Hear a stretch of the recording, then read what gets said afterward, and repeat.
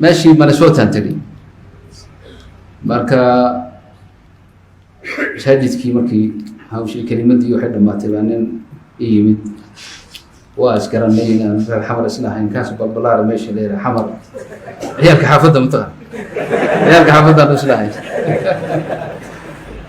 marka wuxuu yiri sheekhu dhibaato ay haysata horta jamaacadu waa kuwa yiraahdo khuruujka dadka nala baxo wuxuu yiri ku qasbanahay balahan anaa khuruuj iska ahaayo guriga bal iga soo yiri marka alxamdulillah daaman meena saxda arkeen waa fiicanta gool laakiin bal waxa rabaa buu yiri meeshaas cid kale oo igu celin karta oo adiga aan ahayn mar ilaahay ka soo diray qofkaas cid ay wadaadadii dhulkan joogay way ka maqlay sheekada waxba marka ina keeno bal raaco telefoon iyo xasan Muhammad tarayana waa inaad adigu tagtaa guriga tagtaa adigu sidii baa dhacday alxamdulillah gurigii baan tagnay sidaa hadda shacali sheegay barbaryo iyo ballama aan kala galay inuu ninkan hagaagi doono iyo inuu fiicnaan doono ilaahay ba toobada waa aqbalaa inta wadiisa aad qoosho الله لطيف بعباده marka waa badan yihiin sheekadu taasi kuwaas ay kamid ahayd alxamdulillah ninka ala kulli xal gurigiisa ku noqdo insha Allah Allah hawda barigaas ay u dambeysay gurigiina laba baxay gurigiisa uu iska helay oo dhamaad Allah latiif بعباده marka shacali meesha uu leeyahay meeshan ka nimid anaga ma wada kulligeed ma isaga sheegay isha Mustafa ber hore ka soo guuray isaga yimid iyo kolka dadku runtii dhulka hadalka uu Sheekh Mustafa sheegay dhab ah waa sharikad baabaaday way yartahay saddex markay yihiin laba ayaa fashil fil bayt la yumkin ma waa yartahay ba dad isku daa'imay waa yarta way wax arkaysa dad duqoobay oo isku duqoobay caruur weyn isku dhalayo lagu leeyahay meesha waa lagu kala tagay ama waa lagu kala tagay wadaadkii waa leeyahay marka Allah naga badbaadiyo sharkaas Allah naga badbaadiyo tawfiiqda Allah noo waafajiyo meelaha aad laga yaabaa in badan oo idin kamid ah yani shinsanaysaan oo rajaynaysaan oo isleedihiin nolol fiican baa idin ka horeysa xaqiiqatan nolol wanaagsan idin kama horeyso tadakhul saafir ayaa lagu yeeshay fil usra ama dhinaca xagga dumarka noqota ama ciyaalkii baa hadda ka daraba carruurtaadii oodan maamuli karin oo waxa oran karin oo kelimad dhihi karin marka shar badan oo ilaahay naga badbaadiyay weeyo oo ilaahay islaamkeena iyo diinteena nagu siiyay Allah nagu daayo insha Allah ta'ala إخواني وفقنا الله وإياكم لما يحبه ويرضى رنته إن قولوا بالتقوى وكوها قاقي ورن متفق عليها تقوى لا إله أمبانا يعني ورقاسي وكل دائم كرام وحقوق لا إيه فوقها الإحسان لبديبة كيني كرتقفل بمركو إلهي كبق حتى في باب تعدد زوجات كاس labadiyo meesha ugu mashaakil badan arrintii marka lagu soo noqdo reeraha oo yani dadka muslimiinta ilaahay taqwadu tabarigay ayatu ta'addud مثلا ayadahan inta badan dadku ay ku dadkan arrimaha diidan ay ku dhagaan walan tastati'u an ta'dilu bayna an-nisa'i walau harastum ma dhamaystiran fala tamilu kull al-mayl magaran jamaa'at tafsiirka Soomaalida tafsiirka sibaa wada dhageysatiin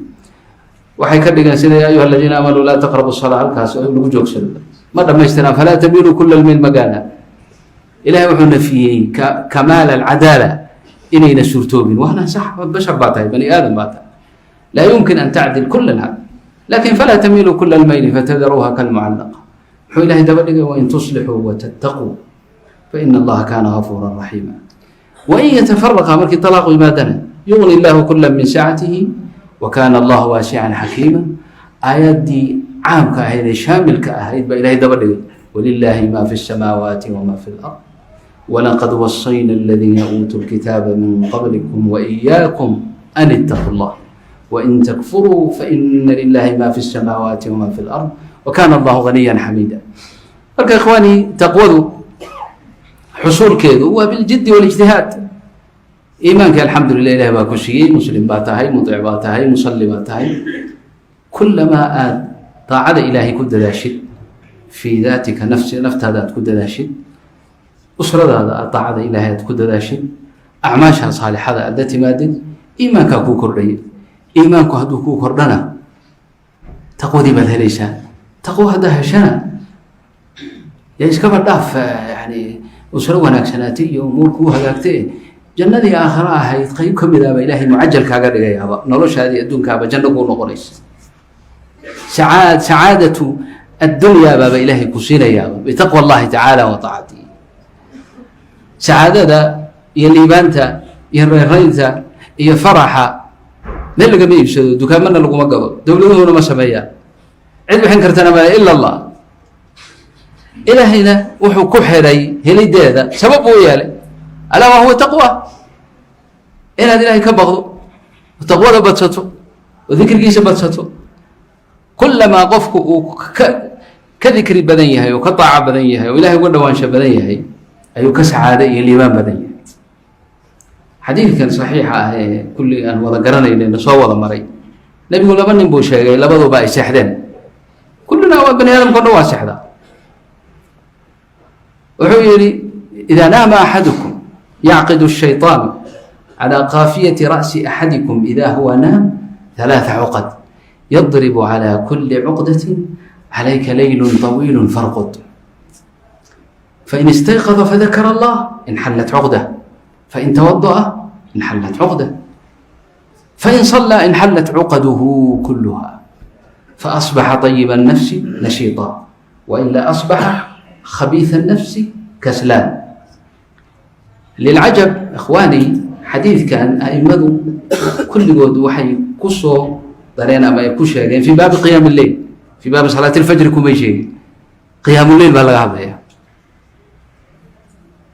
شيطان كأيا وحكو كنتيا